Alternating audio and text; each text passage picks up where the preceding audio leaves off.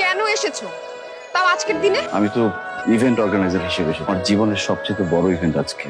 যেই দিন তুমি আয়োজন করে সবার সামনে আমাকে অপমান করে ছোট করে পালিয়ে গিয়েছিলে, সেই দিন থেকে তুমি আমার জীবনে মৃত। কিন্তু আমি পালিয়ে যাই।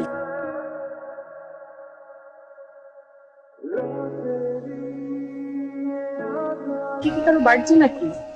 চাকরি বাকরি বাদ দিয়ে বার্থডে সেলিব্রেট করছেন?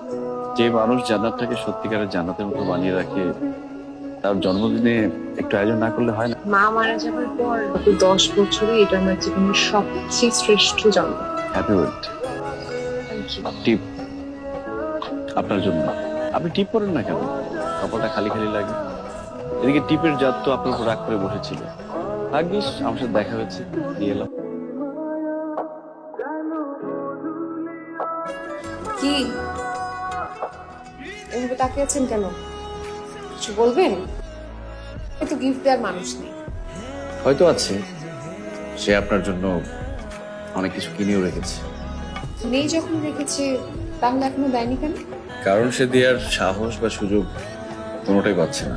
গিফট দেওয়ার সাহস সুযোগ সবকিছু দিয়ে বলে দিস, শুধু গিফট দিলেই হবে না, ঠিকঠাক মতো প্রপোজটাও করতে হবে।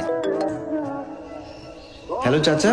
হ্যালো বাবা পরান, তোর বাবা বোধহয় অ্যাক্সিডেন্ট করছে পরান, মা তো মারা গেছে।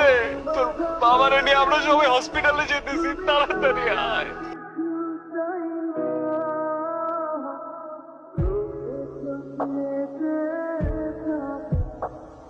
একটাবার তো বলে যেতে পারতে, ফোন তো করতে পারতে। তাড়াহুড়ার মধ্যে ফোনটা যে কখন কোথায় হারিয়ে যায় বুঝতে পারিনি। টানা 1 বছর আমার বাবা মৃত্যু যন্ত্রণা সহ্য করে বাবাও চলে যান। গ্রামের পাট চুকিয়ে শহরে সেটেল হই। ওরা আমি যে তোমাকে খুঁজিনি তা কিন্তু না। জান্নাতে গিয়েছিলাম একবার, তারা বললো তোমরা তোমাদের ঠিকানা চেঞ্জ করেছো। নতুন ঠিকানা কেউ বলতে পারলো না।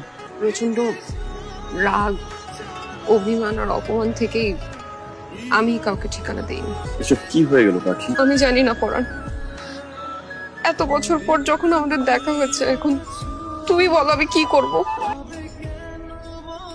পরাণ, আমি জানি না তুমি কিভাবে কি করবে, কিন্তু তুমি আমাকে এখান থেকে নিয়ে যাও। তোমাকে ছাড়া আমি বাঁচবো না।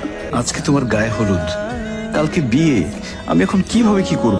তুমি পরাণ, ওর সঙ্গে আমার 5 বছর আগে দেখা হয়, যেটা যেহেতু হয়নি, আমি আর নতুন করে তোমার সঙ্গে পরিচিত হতে চাইছি। আমি এখন তোমার কাছে মিনতি করছি, বাড়ি ভর্তি 2 পরিবারের অতিথি, পরিবারের সামনে, সমাজের সামনে আমাকে অপমান করো না বাবা। আমরা দূরে কোথাও চলে যাব, কয়দিন পরে সবকিছু যখন ঠিক হয়ে যাবে তখন ফিরে আসবো। সবকিছু ঠিক হয় না পাখি।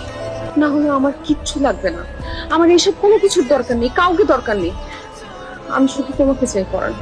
এতদিন পর তোমাকে আমি পেয়েছি, তোমাকে আমি হারাতে চাই। এই জগতের সবকিছুর বিনিময় হলেও আমি তোমাকে চাই পাখি। আমার পায়ে এক অদৃশ্য শিকলে বাঁধা, সেই শিকল ভাঙার ক্ষমতা আমার নেই। তুমি আমার হৃদয়ে আছো, ভাগ্যে নেই।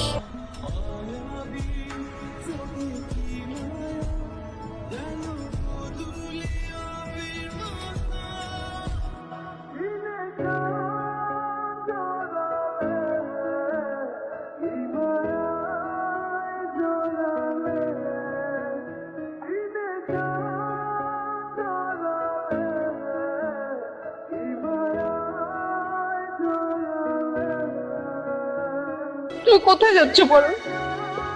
তোর পাখিকে রেখে চলে যাচ্ছ, আমাকে তুমি সাথে করে নিয়ে যাও। আমার আর কিচ্ছু চাই না, আমার শুধু তোমাকে চাই। পরাণের ভিতর বাহির জুড়ে পুরোটাই তো পাখি। পাখি ছাড়া পরাণ থাকবে কিভাবে?